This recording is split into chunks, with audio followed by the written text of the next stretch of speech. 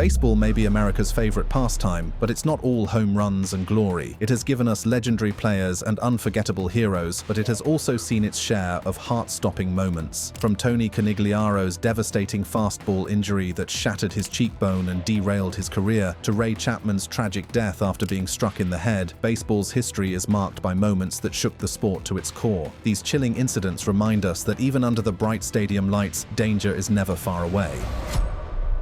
Dave Drabek breaks arm. Dave Drabek was a solid left-handed arm in the San Diego Padres rotation for several years in the 80s, making an all-star team in 1983 and maintaining an ERA around 3 every season. On July 4, 1987, the San Francisco Giants traded for him, along with Craig Lefferts and Kevin Mitchell, for Mark Grant, Mark Davis, and Chris Brown. He pitched well for the Giants, including a shutout performance in the 1987 playoffs against St. Louis. In 1988, he was pitching well with a 3.16 ERA after 7 starts when a cancerous tumor was found in his pitching arm. It was a rare and aggressive tumor known as a desmoid tumor. Unfortunately, it was positioned on his left deltoid muscle, a muscle that is needed by pitchers to even pitch. Doctors would have to remove the tumor and surrounding muscle, a huge portion of his arm, in order to save his life. The surgery was performed in October of 1988, and half of the deltoid muscle was removed. The humerus bone was frozen as well in order to kill all of the cancerous cells. Doctors advised him that he would never pitch again, but Drabek had other plans. His rehab was astonishingly fast, going from being unable to move his arm to lifting 1D lob dumbbells to actually pitching all in a matter of months, and by 1989, Drabek already felt ready to pitch again, although doctors urged him to wait until at least 1990. They feared that the frozen humerus bone could snap if stressed too early, but Drabek was determined to return that year, and he did, returning to the minors in 1989 on a rehab assignment, where he threw 3 complete games. Imagine a pitcher being allowed to complete any games so early in their comeback attempt in today's game. But in 1989, it happened. He threw 3 complete games and a shutout, convincing the Giants he was ready for his official comeback game. It occurred on August 10, 1989, on an amazing day at Candlestick Park. Drabek pitched 8 innings, defeating the Reds 4-3, despite the doctor's prediction that he would lose 95% of the use of his left arm. Unfortunately, it was short-lived, as during his next start in Montreal, he felt a strange tingling in his arm, continued to pitch anyway, and then the unthinkable happened, and the entire stadium heard the snap as Drabek, as doctors feared, broke his arm on a pitch. He crumbled to the ground in pain in one of the scariest and most horrific injuries in MLB history. Later, the cancer returned with a vengeance, and he had to have his arm amputated. He never threw another MLB pitch after that injury. Dave Drabek continues to travel the country and give motivational speeches today, and another such moment that left a lasting impact was the career-ending injury of Greenberg. Adam Greenberg, instant career ender. In 2002, Adam Greenberg was drafted by the Chicago Cubs and worked his way through the minor leagues, getting promoted in 2005. Looked like he had a bright future as a big leaguer, that is, until the first pitch he ever saw in the majors. Greenberg never got the chance to prove whether or not he could stick in Major League Baseball, as that 92-mile-per-hour pitch from Valerio de los Santos hit Greenberg in the back of the head. He fell to the ground in pain and had the sensation that his head had been split open, with thoughts of just trying to stay conscious. He suffered a skull fracture and severe concussion, spending the rest of the season at the DL. He had vertigo symptoms for years, including headaches, nausea, double vision, and dizziness. The symptoms took more than 2 years to clear up. Then, a string of other ailments thwarted any comeback bids. He returned to the minor leagues in 2006, but his numbers fell, and after stints in the Dodgers, Angels, and Royals minor league systems, he ended up in the independent leagues. After 4 years with the Bridgeport Bluefish, it was becoming clear that Greenberg would never get back to the big leagues. That is, until the Miami Marlins, the team Greenberg was facing when he was hit in the head, signed him to a 1-day contract in order to give him a chance to have a proper MLB at-bat, which he had earned way back in 2005 but never got. It was a great gesture by the Marlins, although I never understood why they chose to give him the at-bat against the practically unhittable R.A. Dickey, who was baffling even the greatest MLB hitters at that time. Other than that one weird detail, it was awesome to see Greenberg get a real MLB at-bat. Unfortunately, he struck out 3 pitches, and R.A. Dickey won the Cy Award and led the league in strikeouts, but at least Greenberg got his official MLB at bat. Another scariest moment in MLB history occurred when Juan Marishal attacks John Roseboro with a bat. One Marishal hit John Roseboro on the head with a bat following knockdown pitches to Wills and Fairley. Roseboro left the field bleeding over the left eye. On August 22, 1965, the San Francisco Giants and Los Angeles Dodgers met at Candlestick Park in the middle of another very tight pennant race between the two teams. The Dodgers and Giants had literally hated each other through the years, but it all came spilling out in horrifying fashion on this particular day. According to the San Francisco Chronicle, the bat-swinging melee followed after the Dodgers scored single runs in the first and second innings, and Marishal flattened Dodger shortstop Maury Wills when he came to the plate. Koufax, now 21-5, whipped a called strike past him and then came high and inside with his next pitch. On Roseboro's return throw to Koufax, the ball ticked Marishal's ear and Juan turned and appeared to say something to the catcher. Manager Herman Franks said Juan told him he asked Roseboro, "Why did you do that?" and nothing more. In any event, the bad blood between these ancient rivals erupted, and Johnny took a step toward Marishal, who hit the enraged Roseboro with his bat. Koufax came down off the mound, and Giants third base coach Charlie Fox dashed into the vortex of this violent cyclone, each trying to restrain his man as the crowd went out of its mind and the entire rosters of both teams spewed onto the field. Plate umpire Shag Crawford, the bravest man on the field and caught in the middle of this violence, grabbed the now berserk Marishal and hauled him to the ground as Dodgers furiously tried to get to Juan and Giants just as furiously tried to pull him away. But before the Dominican right-hander went down, he lashed out at Roseboro with his bat and crashed it against the side of Johnny's head, opening a wound from which poured a flow of blood, hurting him so badly. Other than this, Mike Doc Powers' wall collision remains one of the most unforgettable and jaw-dropping moments in sports history. Mike Doc Powers' wall collision. It's to the warning track and it beats him to the wall. Mike Doc Powers started his professional career way back in 1898 with the Louisville Colonels after playing college ball at Holy Cross and Notre Dame. He ended up playing most of his career with the Philadelphia Athletics as a backup catcher and first baseman, and was also a physician when not playing baseball, hence the nickname. On opening day in 1909, he was beginning his 11th MLB season in the starting lineup for the Athletics. Powers stayed in the game and even got a base hit. Powers insisted on finishing the game and did so, going 1 for 4, and then was taken immediately to the hospital. Physicians determined he was suffering from a condition described as strangulation of the intestines, or intussusception, a life-threatening condition that occurs when part of the intestine folds into the next section, blocking the flow of food and fluids. Powers underwent immediate emergency surgery, and more than a foot of gangrenous intestines had to be removed. He rallied for a time and showed some improvement, but the problems returned, and after 2 additional surgeries, he passed away 2 weeks after the game. Fans were heartbroken by Mike Doc Powers' death, and the tragic passing of Cory Lidle was yet another devastating blow to the sports world. Cory Lidle dies in horrific plane crash at end of season. Pitcher Cory Lidle was part of the trade that sent both him and Bobby Abreu to the New York Yankees from the Philadelphia Phillies at the trade deadline in 2006 to help the Yankees reach the postseason. After the Yankees lost to the Detroit Tigers in the ALDS, Lidle was killed when the plane he was piloting crashed into the side of a New York City apartment building along the East River. There is speculation as to whether or not Lidle was actually piloting the plane. However, the news shocked the baseball community. Another scary moment happened when the career of Juan Encarnacion came to a tragic end after a foul ball injury that left the baseball world in disbelief. Juan Encarnacion, career-ending foul ball. Oh my goodness, and that hits Encarnacion on deck. And it might have got him right in the face. Oh my goodness.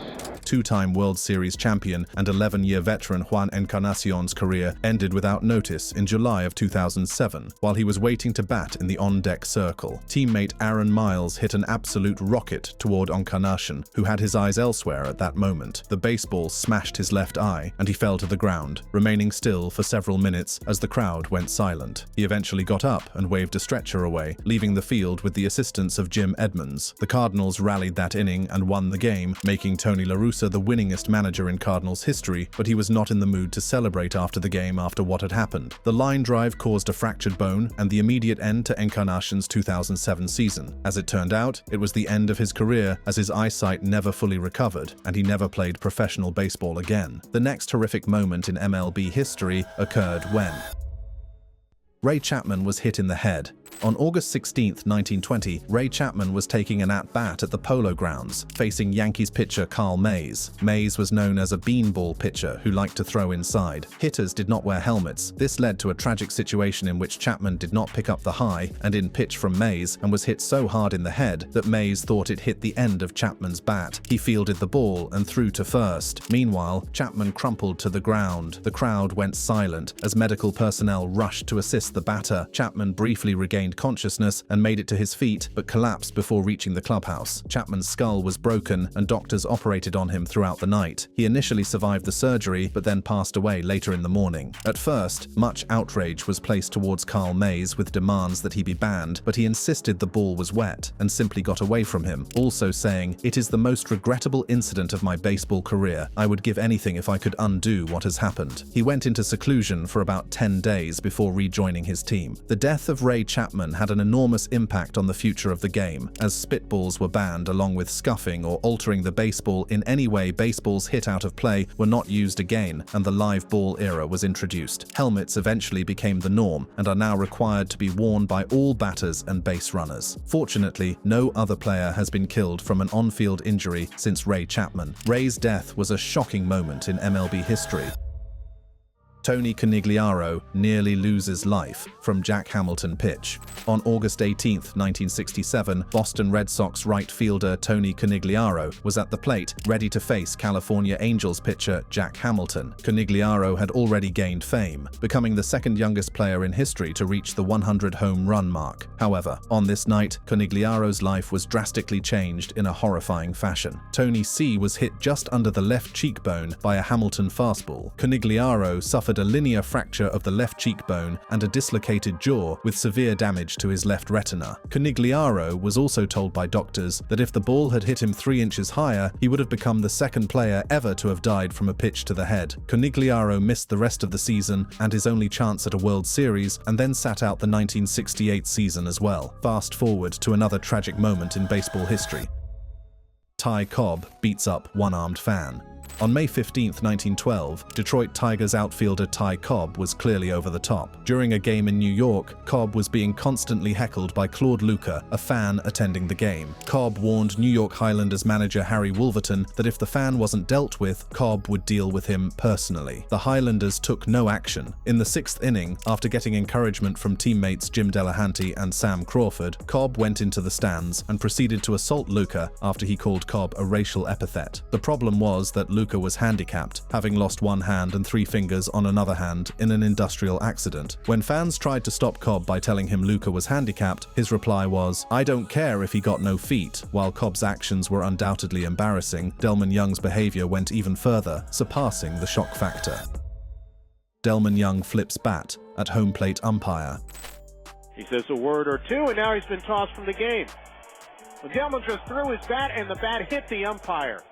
On April 26, 2006, while the 20-year-old Young was playing for the AAA Durham Bulls, he was called out on strikes in the first inning of a game against the Pawtucket Red Sox. Young took his time before finally leaving the batter's box, and then while walking back to the Bulls' dugout, Young flipped his bat end over end in the direction of home plate. The bat ended up striking the umpire. Fortunately, the umpire wasn't injured, but it was the first time in baseball history that any player had struck an umpire with a bat. Young was suspended for 50 games for the horrifying incident, the longest suspension ever handed out in the International League's 123-year history at the time. The next agnosing moment on our list is when Tony Saunders breaks arm. Pitcher Tony Saunders was originally signed as an undrafted free agent in 1992 by the expansion Florida Marlins, and he dominated the minor leagues as a starter, although he had to miss time in 1994 and 1995 due to elbow reconstruction surgery. He continued to pitch well after the surgery and earned a call-up to the big leagues in 1997 when he became a part of the Marlins rotation. He was picked up by the Tampa Bay Devil Rays in their inaugural draft for the 1999 1998 season. He had a rough season but was 9th in the league in strikeouts and still had a bright career ahead. That is until one fateful game in 1999 when Saunders delivered a 3-2 pitch to Juan Gonzalez and his elbow snapped loudly enough for the entire stadium to hear it. He collapsed to the ground, screaming in agony as teammates rushed to his side. He had to be carted off the field, in too much pain to even walk. It was one of the most horrific moments in MLB history, and he was diagnosed with a humerus fracture and torn ligament, ending his season. As it turned out, it ended his MLB career. Saunders bravely attempted a comeback, but during a rehab game in the minors, the humerus snapped again, leading to his retirement. He tried to come back once again in 2005, and pitched in a spring training game with the Cardinals and in a few independent league games with the Mesa Miners, but he never returned to the big leagues. Tony Saunders' departure saddened fans, but the tragic death of Mike Kbaw left them utterly shattered, marking one of the darkest moments in baseball history. The Mike Kbaw tragedy. Mike Kbaw was killed on the field, leaving behind his wife Mandy, his 2 sons, and his unborn daughter. Mike Kbaw played 17 years of pro baseball, including parts of 2 seasons in the big leagues, hitting 260 total professional home runs. He retired after the 2006 season and became a coach in the Colorado Rockies organization. In July of 2007, as the first base coach for the Tulsa Drillers, tragedy struck when he was hit in the neck by a line drive, resulting in a severe brain hemorrhage that almost instantly killed him. Kbaw was pronounced dead less than an hour after being struck by the line drive. That off-season, it was determined that all base coaches in the major and minor leagues would wear helmets. Another horrific incident that sent chills down the spine was the Tyler Zombro incident. So Cumberland will have a base hit and Zombro is down. That was not a pretty sight. It was one of the scariest moments in professional baseball history, and it happened out of nowhere in the 9th inning of a typical AAA minor league game in Durham, North Carolina. Tampa Bay Rays prospect Tyler Zombro was facing Brett Cumberland of the Norfolk Tides. Cumberland smashed a 104-mile-per-hour line drive off Zombro's head, causing Zombro to lose consciousness and then go into a seizure. He was quickly removed from the field on a stretcher and taken into surgery, where surgeons had to insert 16 titanium plates and 36 screws to repair a major skull fracture. He eventually regained consciousness and had to undergo physical, speech, and occupational therapy. He made a miraculous recovery and returned to the mound, throwing a scoreless inning on his return. Zombro retired after the 2024 season. Let's tell you about another scariest moment in MLB history. Jeff Baker, temporary blindness nearly caused frightful scene. On Thursday, May 27, 2009, the Los Angeles Dodgers were visiting the Chicago Cubs at Wrigley Field. In the top of the 8th inning, Russell Martin was at the plate for the Dodgers when he hit a hard line drive past Cubs third baseman Jeff Baker. At first glance, the play certainly looked innocent enough. However, Baker stood completely frozen as the ball whizzed past him just to his left. It turns out that Baker was suffering from an ocular migraine and temporarily lost sight in his right eye. Therefore, he never saw the ball that was seemingly coming right at him. It was a horrifying sight in hindsight. Had the ball been hit just 2 more feet to the left, Baker could have been seriously injured. One of the most terrifying moments in baseball history occurred when Vince Coleman was accidentally rolled over by the infield tarp, a chilling incident that left fans in shock. Vince Coleman rolled over by infield tarp. No one can ever accuse former St. Louis Cardinals outfielder Vince Coleman of being the most intelligent baseball player in history, that's for sure. From the man who thought it would be funny to throw firecrackers in the middle of a crowd of children and who injured teammate and pitcher Dwight Gooden while taking practice swings with a golf club in the clubhouse, we also have this little horrifying tidbit. In pre-game warm-ups prior to Game 4 of the National League Championship Series in 1985 against the Los Angeles Dodgers, Coleman was stretching in the outfield when it started to rain. The rain triggered the mechanical tarp roller, which started to cover the infield. Coleman failed to get out of the way, and the tarp rolled right over Coleman's leg, chipping a bone in his knee and rendering him disabled for the rest of the NLCS. The Cardinals beat the Dodgers without Coleman, but lost to the Kansas City Royals in a thrilling 7-game World Series. Marlon Bird beaned by Alfredo Ace. 2 strikes to count to Marlon Bird. Baseball is generally not considered to be a violent sport. However, at times there can be horrifying moments, especially for a batter at the plate facing a mid-90s fastball from just 60 feet 6 inches away. On Saturday, May 21, 2011, the Chicago Cubs were playing an interleague game against the Boston Red Sox at Fenway Park. It was only the second game the Cubs had played at Fenway since the two teams met in the 1918 World Series. In the top of the second inning, with Cubs center fielder Marlon Bird at the plate, Red Sox pitcher Alfredo Ace threw a high inside pitch that struck Bird just below his eye. Bird immediately went down, got back up after a few seconds, and tried to walk to first base before being walked to the dugout by Cubs trainers. Bird ended up suffering from multiple facial fractures and was out of action for 6 weeks, just like Buster Posey. Buster Posey suffers broken leg. And Cousins is safe. Posey is down. Catcher Buster Posey, the National League Rookie of the Year award winner and postseason hero for the San Francisco Giants, was off to a nice start in his full season with the Giants, hitting .284 with 4 HRs and 21 RBI just 45 games into the season. Posey was cementing his status as one of the most outstanding catchers in the major leagues. However, on May 25th, Posey's season came to a horrifying end. In the top of the 12th inning, with runners on first and third and 1 out with the score tied 6-6, Florida Marlins shortstop Emilio Bonifacio lifted a sacrifice fly to center field. On the throw to the plate, Posey turned to tag a streaking Scott Cousins, who barreled into Posey. Posey immediately twisted down to the ground, screaming in pain. Posey suffered a fractured fibula and torn ligaments in his ankle, requiring surgery and putting an end to his season. The horrifying scene of Jason Kendall's ankle snap prompted immediate discussion about collisions at home plate. Jason Kendall snaps his ankle. On Independence Day 1999, the Pittsburgh Pirates were at home facing the Milwaukee Brewers in an afternoon holiday matchup. Pirates catcher Jason Kendall, who was a very fast runner for a catcher, was attempting to bunt his way on base. Kendall was unsuccessful in trying to beat out the bunt in the 5th inning, and then his foot awkwardly struck the side of the first base bag rather than the top of the base. He took 5 or 6 more strides, then collapsed onto the artificial turf. When the trainer and players came to his aid, they saw a horrifying sight. Kendall's fibula was sticking several inches out of his skin. It was clearly one of the more gruesome and horrifying sights in many years on the baseball field. It's not just players who become victims. Coaches, too, can find themselves caught in tragic moments. Royals coach Tom Gamboa viciously attacked by 2 fans. 2 spectators jumped out of the stands attacking first base coach Tom Gamboa. In a horrifying scene that both players and coaches hoped would never happen, the unthinkable happened on Thursday night, September 19, 2002. The Kansas City Royals were in town to play the Chicago White Sox at Comiskey Park. During the game, Royals first base coach Tom Gamboa was watching the action on home plate when suddenly he was attacked from behind by 2 fans who had jumped out of their seats. A wild melee ensued as Gamboa was sent down to the ground by his 2 assailants, and the players in the Royals dugout quickly converged to pull the 2 fans off Gamboa. Gamboa ended up suffering cuts on his face and bruises, and a pocket knife was found on the ground, presumably belonging to one of the 2 assailants. It's sick enough that this vicious act happened, but what's even sicker is that they were father and son. Our list ends with the tragic death of Daryl Kyle. Daryl Kyle found dead in the hotel room.